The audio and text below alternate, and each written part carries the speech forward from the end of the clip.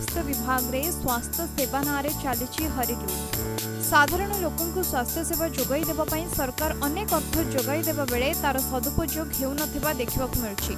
विषमकटक block रो गोष्ठी स्वास्थ्य केन्द्र रे गाँ गहली रो लोकंक पई रहिछि 22 टी स्वास्थ्य और आरोग्य केन्द्र, किंतु हाथ गणित मात्र चली 2-3 स्वास्थ्य और आरोग्य केन्द्र। पाइक, डाकुलुगुड़ा, दुर्गी, साहाड़ा और कुरली भली दुर्गम अंचल व्यतीत अन्य गुड़िक कौन कार्यकारी न होई अन्य 17टी उप स्वास्थ्य केन्द्र गुड़िक ताला झुलुवा देखा मिली।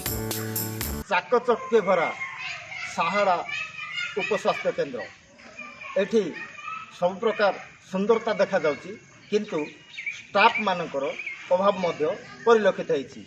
हेले ए संक्रांत रे कौन कौन असुविधा रही लोकंर आसतु पचार बुझा। सार आप परिचय मना हूँ वृंदावन लेमा।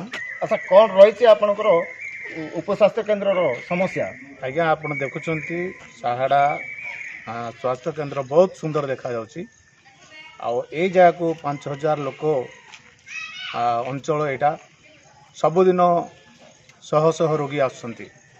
वर्तमान आमनकर अभाव अच्छी स्टाफ रो केवल मात्र जड़े डॉक्टर आ जड़े फार्मासिस्ट अच्छी, जद्वारा कि रोगी मैंने हंतसंत होती।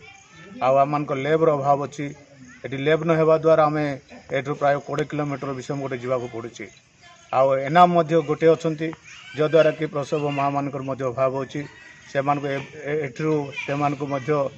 विषम कटक से पठा जाऊँगी। आम नवेदन करछु जदि स्टाफ बढ़ई था लैब्र सुविधा और एनाम गोटे आसता तेबे आमर पंचायत स्वास्थ्य केन्द्र आहरी उपकृत होता। 5000 अधिक जनसंख्या रे पूरी रही साहाड़ा पंचायत रे अनेक लोकंकर समस्या रही। एठी डाक्तर अच्छी, फार्मासिस्ट अच्छी, रोगी सेवा भल भाव चलुची, किंतु मातृ मानक जो डेलीवरी होची डेलीवरी समस्या सब बड़े लगी रही। सेमानकर रोगी मानक विषम कटक नेबाक पड़ुची, जेहेतु सेमानक विषम कटक बहुत दूरता पड़ जाउथिबा हेतु सेमाने दाबी करिसंती जे एठी लैब एवं स्टाफ नर्स देबा पई। हेले प्रशासन और सरकार ए दिगरे केबे ध्यान देबे, केते गुरुत्व देबे देखिबा बाकी रहला। मुनिगुड़ा साहाड़ारू अजित कुमार गौड़ को रिपोर्ट वन खबर।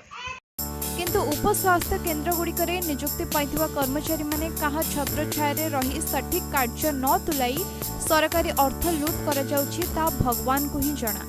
तेबे साहाड़ा उप स्वास्थ्य केन्द्र को सरकार को सठिक दृष्टि पड़ी सत आधुनिकतार कोठा निर्माण होइछि, किंतु कर्मचारी अभाव पाई मात्र जड़े फार्मासिस्ट और जड़े डाक्तर प्राय 5000 ऊर्ध्व लोकों को स्वास्थ्य सेवा जोगाई चलछन्ति। गर्भवती और प्रसूति महिला को सेवा जोगाइबा पाई निहाती एएनएम को नियुक्ति न थिबा जोगु अनेक समस्या उपजुथिबा डाक्टर जणैछन्ति।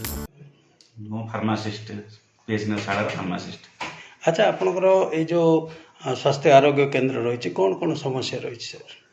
समस्या सर चिकित्सा क्षेत्र में आम किसी असुविधा होनी, किंतु माने स्टाफ जेहेतु कम आमको चिकित्सा देवा असुविधा हो। अच्छा, जड़े एएनएम आसते गोटे दिन ट्रांसफर है, बर्तमान स्वास्थ्य सेवा बिगड़ी जाइए कहले चले, कौन कह?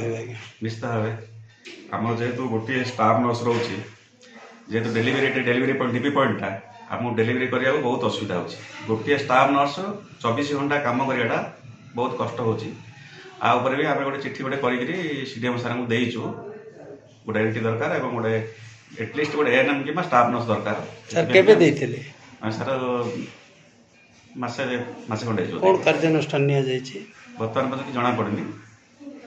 बर्तमान केमि चलछि सर? सर असुविधा तो बहुत हो। गोटे स्टाफ नर्स काम करवाटा बहुत असुविधा हो। 24 घंटा काम करवाटा बहुत कष्ट। से छुट्टी नेला मीन्स बहुत असुविधा। फील्ड एएनएम अच्छी सी ताकर निज काम कला परे ही आमको समय दे पारे। बहुत असुविधा तो हो बाध्य हो। तेबे 2 वर्ष तले नियुक्ति पाई आस्थिबा एएनएम श्रीमती सस्मिता दास गोटे दिन भितर नियुक्ति और बदली होइतिबा घटना को ना डाक्टर ना फार्मासिस्ट हजम करि पारनांती। तेबे उपयुक्त बिल्डिंग पाई उपयुक्त स्वास्थ्य कर्मचारी जोगाई देले लोकन सुविधा होई परिबो बोली अंचलवासी गुहारी करछन्ती। मुनिगुड़ारू अजित कुमार गौड़ रिपोर्ट, वन खबर।